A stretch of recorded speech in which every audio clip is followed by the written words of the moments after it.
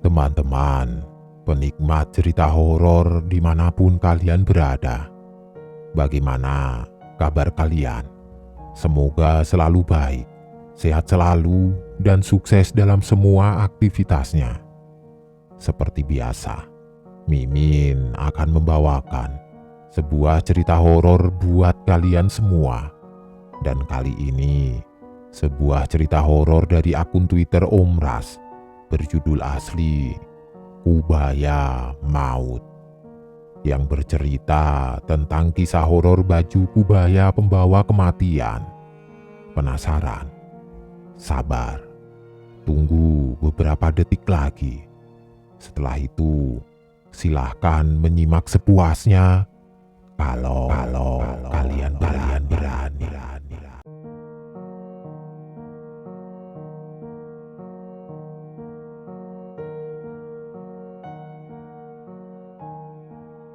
Juli 1987.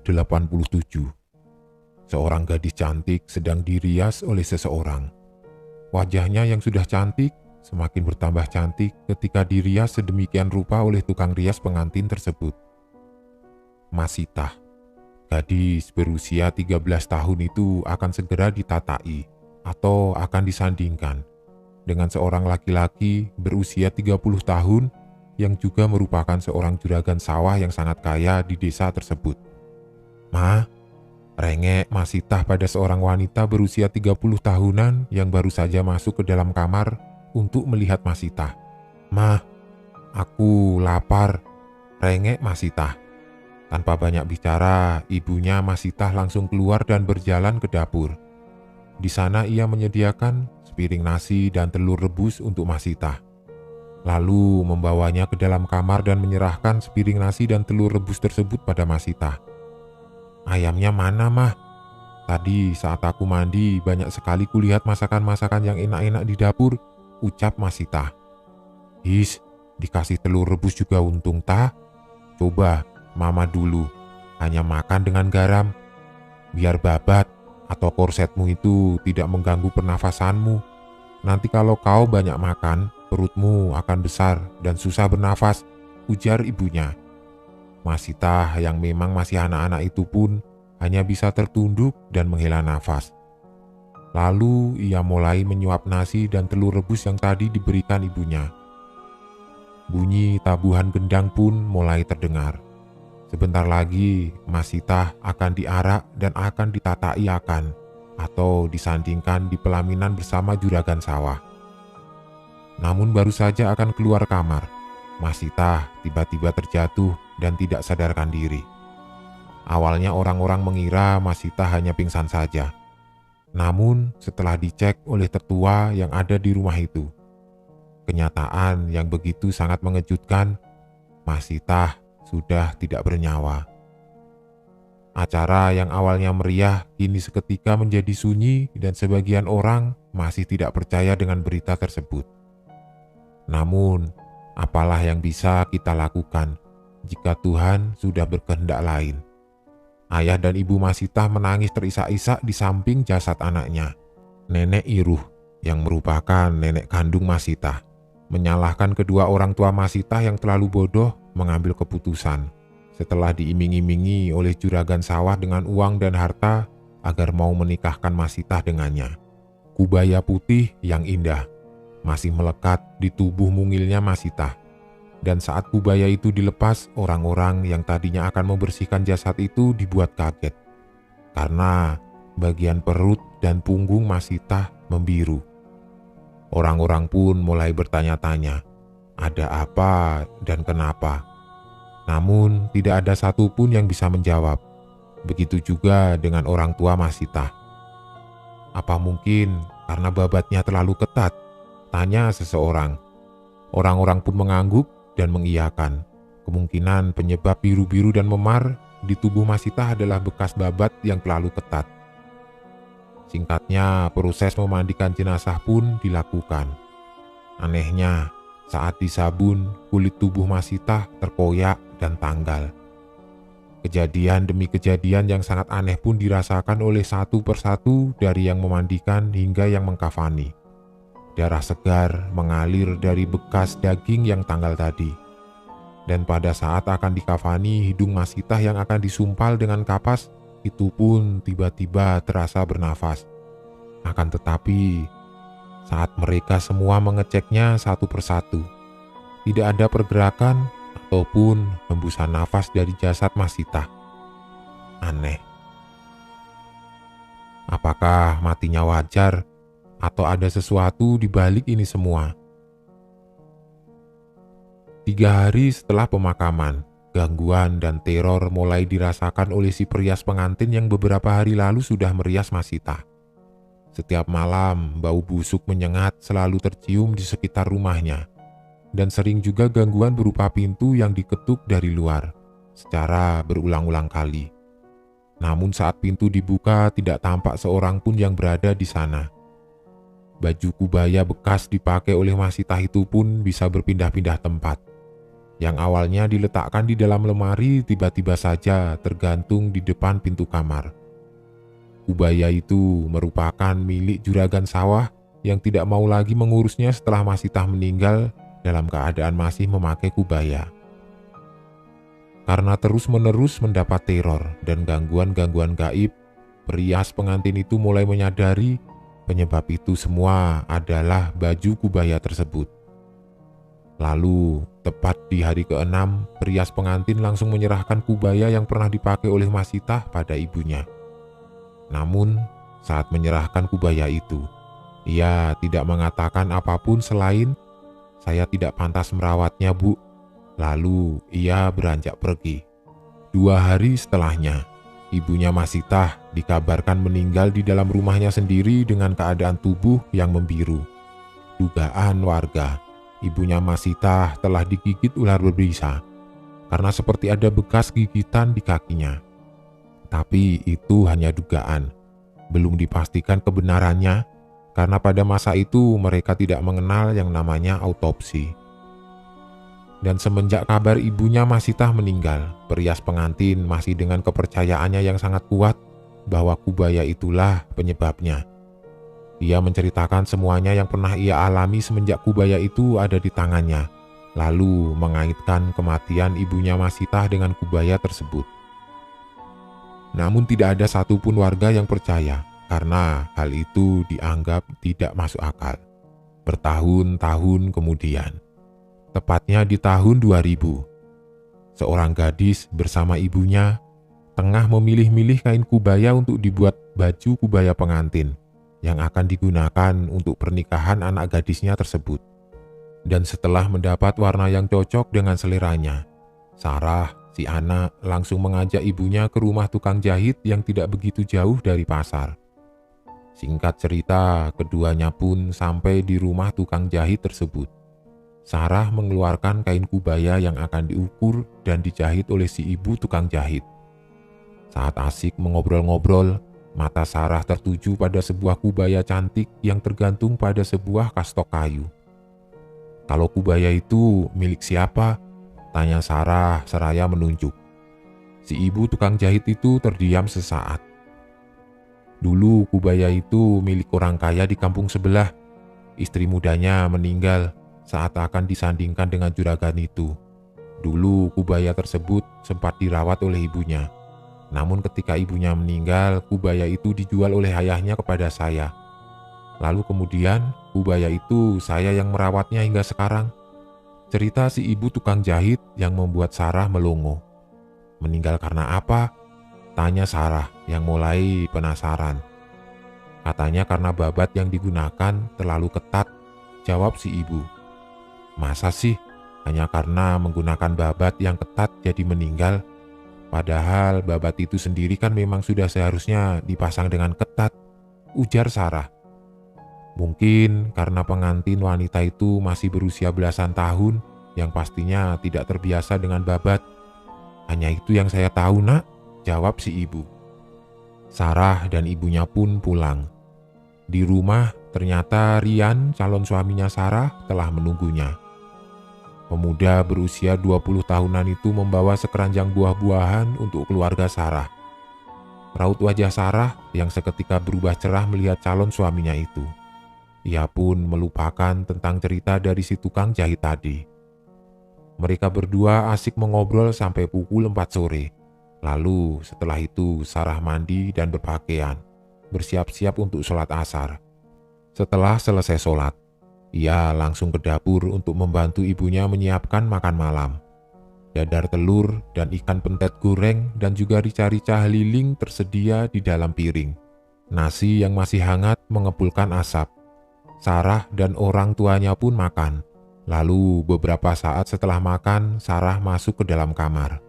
Tubuhnya terasa lelah dan matanya mulai mengantuk. Perlahan-lahan ia mulai terlelap.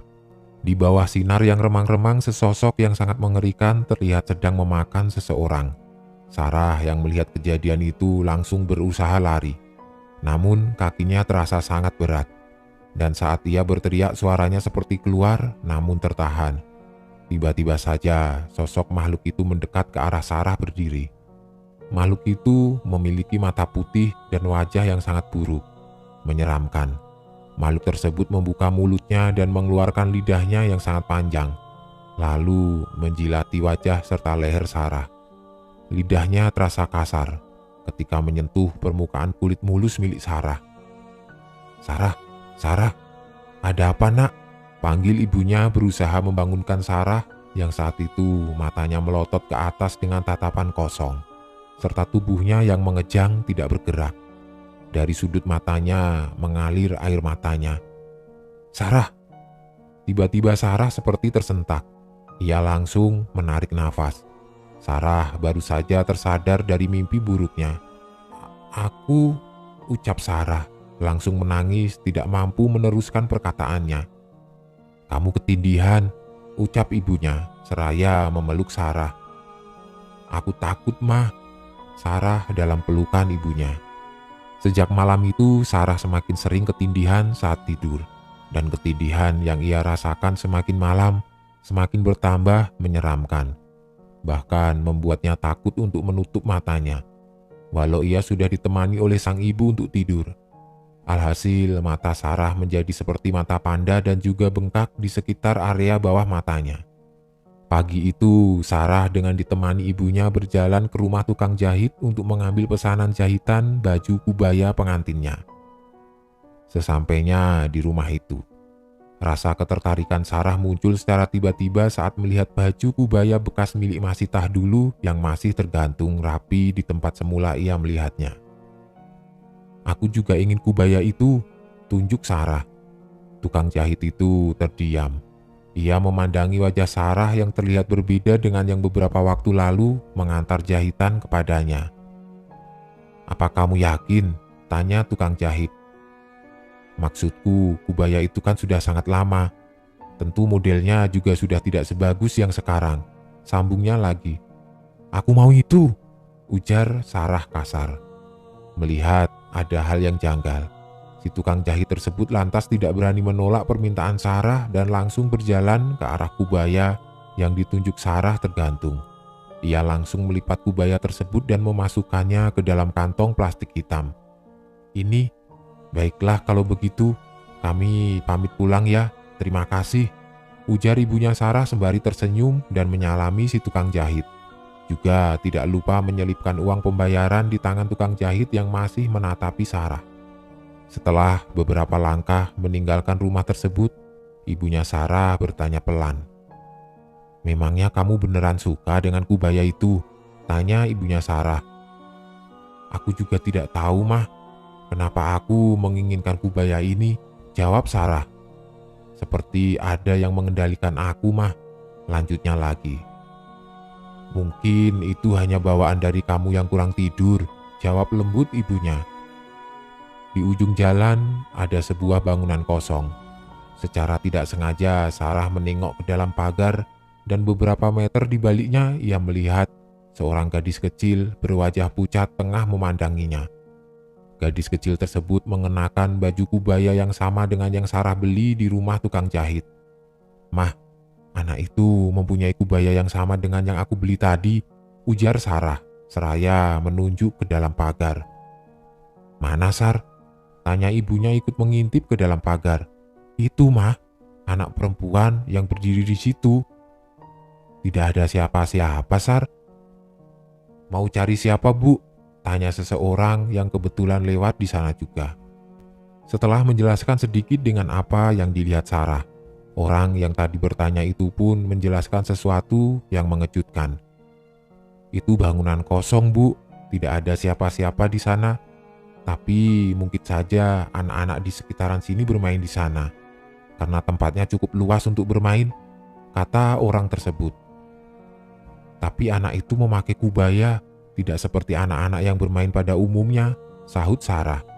Orang itu hanya tersenyum, lalu berpamitan untuk meneruskan perjalanannya. Sudah yuk Sar, kita pulang saja. Orang itu benar, yang kamu lihat tadi itu hanya anak-anak yang bermain, jangan terlalu dipikirkan. Ucap ibunya lalu menarik tangan Sarah agar berjalan mengikutinya. Malam itu, usai mencoba baju kubayanya, Sarah terjatuh, tidak sadarkan diri, dan membuat panik orang rumah. Orang tuanya dibuat ketakutan karena sudah lebih dari 2 hari Sarah tidak kunjung siuman. Berbagai cara mereka lakukan untuk menyadarkan Sarah dari pingsannya, namun tidak ada hasil. Rian juga tidak kalah khawatirnya melihat keadaan calon istrinya yang beberapa hari lagi saja akan segera resmi menikah. Dengannya itu, pingsan dalam waktu yang sangat lama, yaitu sudah 2 hari. Di malam ketiga, mereka yang berjaga di dekat tempat tidur Sarah itu dikagetkan dengan tubuh Sarah yang tiba-tiba bergetar hebat dan mengejang. Tapi itu tidak lama, hanya beberapa saat saja. Dan setelahnya tubuh Sarah kembali diam. Mereka terus mencoba membangunkan Sarah. Namun, Sarah tidak kunjung bangun. Menyadari ada hal buruk tengah menahan roh Sarah masuk ke tubuhnya, membuat Rian berniat untuk memanggilkan seorang guru di sebuah desa malam itu juga. Dan setelah berpamitan dengan calon mertuanya, Rian langsung pergi. Singkat cerita, malam itu juga sekitar pukul 11 malam, Rian kembali bersama seorang laki-laki berusia 40 tahunan yang menggunakan kupiah haji. Lelaki yang bernama Guru Imran diperkenalkan oleh Rian pada calon mertuanya. Lalu setelah berbasa-basi, Guru Imran kemudian meminta segelas air putih. Setelahnya air itu didoakan dan disuruh untuk meminumkannya pada Sarah. Beberapa saat setelah meminum air tersebut, Sarah tiba-tiba terbangun. Namun tidak lama, ia kemudian ambruk lagi. Anak ibu ini sudah membawa sesuatu yang tidak baik ke rumah ini. Mereka sudah menguasai jasadnya, sementara rohnya masih berada di alam lain yang mana hanya tinggal menunggu waktu, rohnya tidak akan bisa kembali ke jasadnya, ujar Guru Imran. Pernyataan mengejutkan dari Guru Imran membuat emosi orang tua Sarah. Tidak mungkin, kamu pasti mengada-ada, bentak orang tua Sarah. Guru Imran tersenyum, lalu menyapukan sajadahnya yang ia bawa tadi ke wajah Sarah. Dan tiba-tiba Sarah membuka matanya. Bola mata putih pucat itu membuat takut siapapun yang melihatnya. Bibir Sarah menyeringai dan duduk layaknya seekor anjing yang siap menyerang. Siapa kamu? Tanya Guru Imran. Balak, jawab Sarah dengan suara yang sudah sangat berbeda. Suaranya berat dan kasar. Dari bangsa apa kamu berasal? Jin. Untuk apa tujuanmu merasuk ke dalam tubuh gadis ini? Untuk mengantarkannya pada gerbang kematian. Dia tidak bersalah. Untuk apa kamu membunuhnya? Bukankah kalian sudah memiliki perjanjian untuk tidak pernah menyakiti manusia? Ini perintah yang harus kulaksanakan. Siapa yang memerintahkanmu? Tuanku. Di mana tuanmu? Jin yang merasuk tubuh Sarah itu terdiam. Lalu beberapa saat kemudian, Sarah mulai mengamuk dan melemparkan orang tuanya hingga dinding rumah mereka jebol. Orang tua Sarah seketika langsung tidak sadarkan diri. Rian berlari ke arah mertuanya dan berusaha untuk mengangkat tubuh mertuanya dan memindahkan ke tempat yang ia anggap aman. Sementara di dalam, Guru Imran masih menghindari serangan-serangan dari Sarah. Sebuah pisau yang terselip di dinding rumah diambil Sarah dan melemparkannya ke arah Guru Imran. Lemparan itu tepat tertancap di bahu kiri Guru Imran. "Allahu Akbar, aku berlindung padamu ya Allah," teriak Guru Imran seraya mencabut pisau yang menancap di bahunya. Suara tawa jahat keluar dari mulut Sarah. Guru Imran mulai membacakan ayat-ayat yang bisa melemahkan jin di dalam tubuh Sarah. Sarah mengerang dan mencoba menutup telinganya.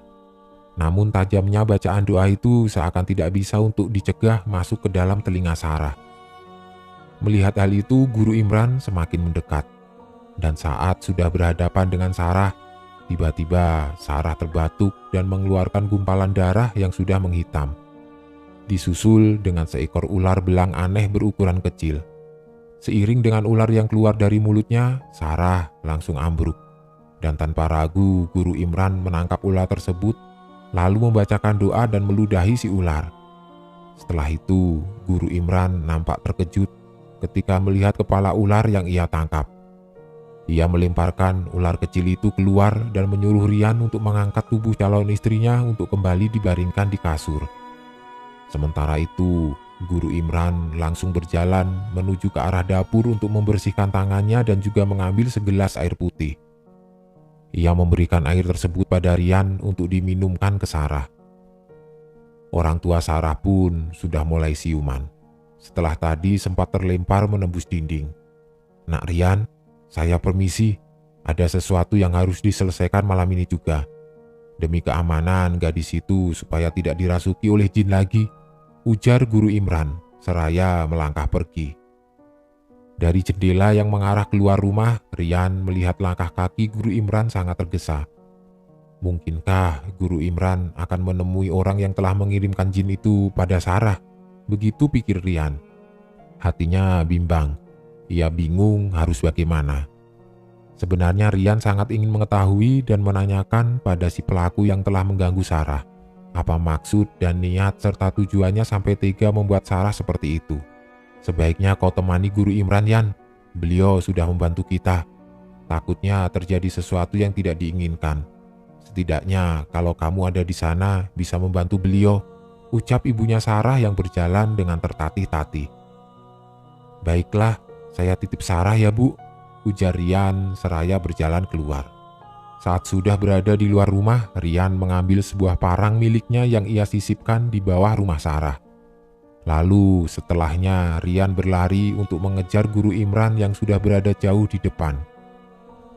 Awan hitam di langit malam membuat jalanan sepi itu semakin menyeramkan. Langkah demi langkah Rian begitu tergesa.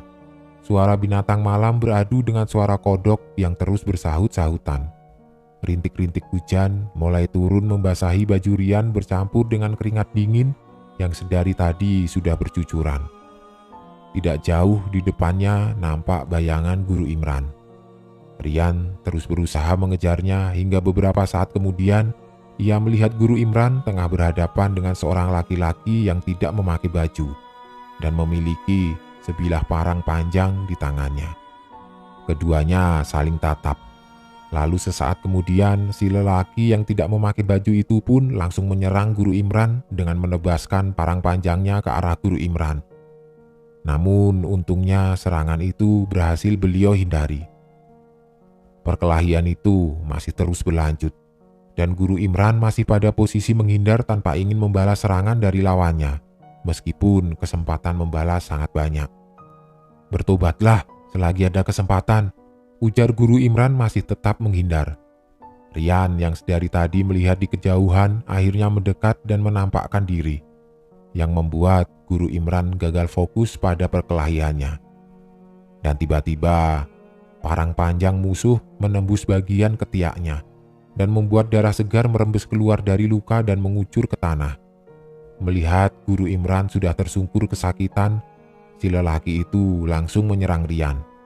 Rian yang tidak kalah emosi segera mencabut parangnya dari kumpang. Denting suara parang beradu di bawah guyuran hujan malam itu. Pertarungan antara Rian dan si lelaki misterius tersebut masih seimbang tanpa ada yang terluka. Hingga beberapa saat kemudian, si lelaki tersebut meludahi wajah Rian dan seketika penglihatannya menjadi buram. Dan dalam keadaan seperti itu, si lelaki misterius dengan mudah menebas punggung Rian dengan parang.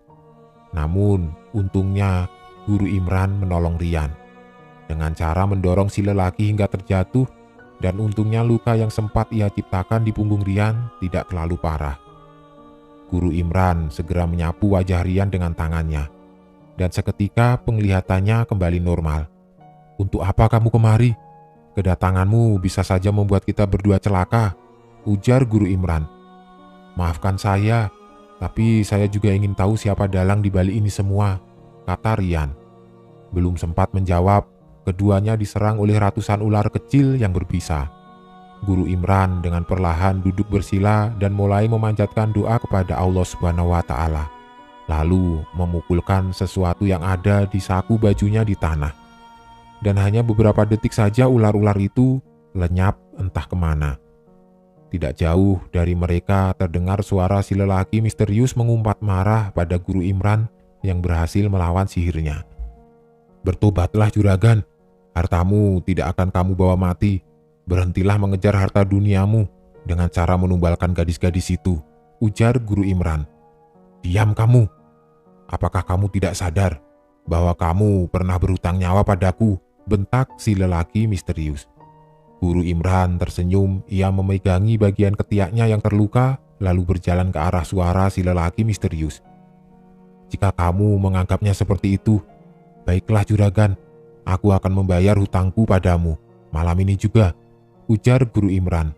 "Kurang ajar," teriak si lelaki misterius dalam kegelapan. Suara perkelahian kembali terdengar. Rian berusaha bangkit dan berlari ke arah perkelahian Guru Imran dan si lelaki misterius. Tidak lupa, Rian juga membawa parangnya. Dan di saat ada kesempatan, ia akan membunuh si lelaki misterius tersebut. Dan di saat Guru Imran sudah terpojok karena luka di ketiaknya ditekan begitu keras oleh si lelaki misterius itu. Saat itulah, Rian mengayunkan parangnya tepat di leher belakang si lelaki misterius. Namun saat parang milik Rian mengenai belakang leher lelaki itu, tidak terjadi apa-apa.